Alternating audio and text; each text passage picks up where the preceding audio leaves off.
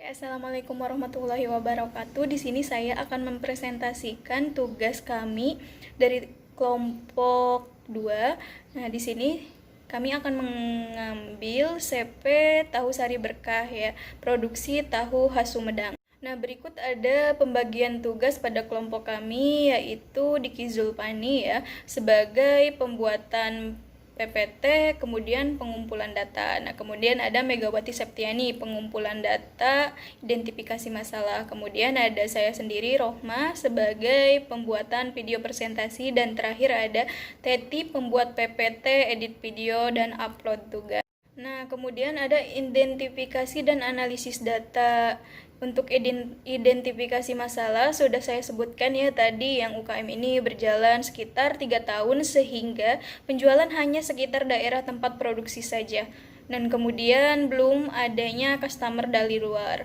Yang terakhir, lokasi produksi yang tidak dipasangi banner atau sejenisnya sehingga banyak orang yang tidak mengetahui. Nah, kemudian ada pengumpulan analisis data. Pertama, kurang aktifnya pemilik usaha di media sosial. Yang kedua, tidak adanya promosi untuk warga sekitar. Yang ketiga, tidak dibuatkan brosur agar masyarakat lebih mengetahui. Yang terakhir, belum tercukupnya SDM untuk melakukan pengolahan media sosial. Kemudian kami mencoba untuk menghitung hasil pengambilan keputusan tidak pasti ya. Dan di sini untuk yang paling tinggi keuntungannya yaitu menggunakan metode maksimak dengan adanya admin untuk penjualan online. Nah, yang hasil Laplace itu sebesar 850 juta dengan keuntungannya yaitu seperti itu. Nah, kemudian tidak ada admin dan tidak ada pembagian brosur itu untuk dimaksimin, dan minimaxnya hasilnya adalah. Kemudian ada pembuatan alternatif keputusan. Yang pertama, dibuatkannya admin yang bisa bekerja untuk promosi di medsos. Yang kedua, membagikan lembaran promosi pada saat jualan atau di warung-warung. Yang ketiga, memberikan promo bagi pembelian partai besar.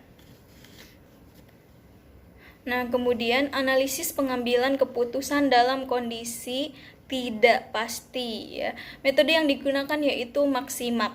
Nah, kenapa menggunakan metode ini? Alasannya, jika kelompok kami memilih metode maksimak ini, dengan adanya admin penjualan online, UMKM Tahu Sari Berkah mendapatkan keuntungan sebesar 3 miliar. Kenapa? Mari kita simak. Nah, kemudian kami mencoba menghitung pengambilan keputusan tidak pasti.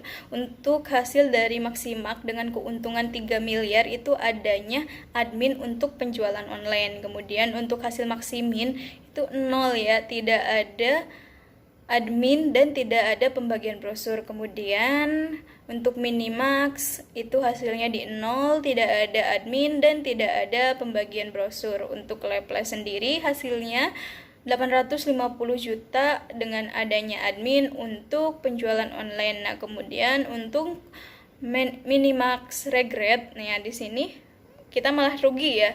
Ruginya yaitu sebesar 700 juta dengan pembagian brosur.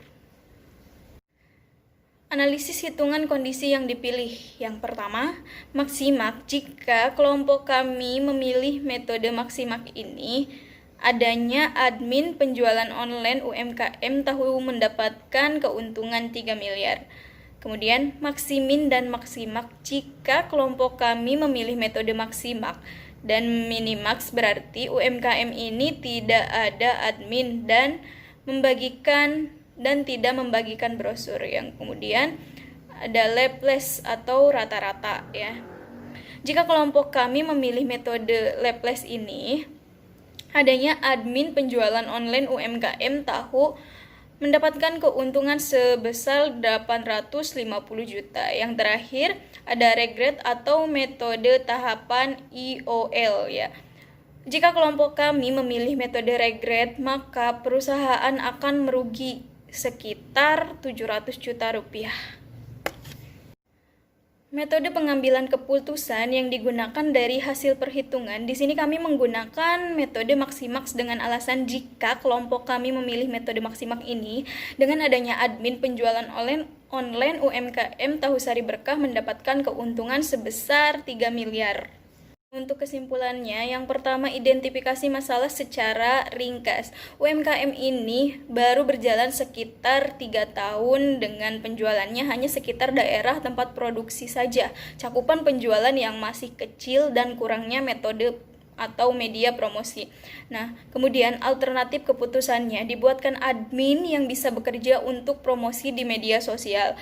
Yang kedua, membagikan lembaran promosi saat jualan atau di warung-warung. Yang terakhir, memberikan promo bagi pembelian partai besar.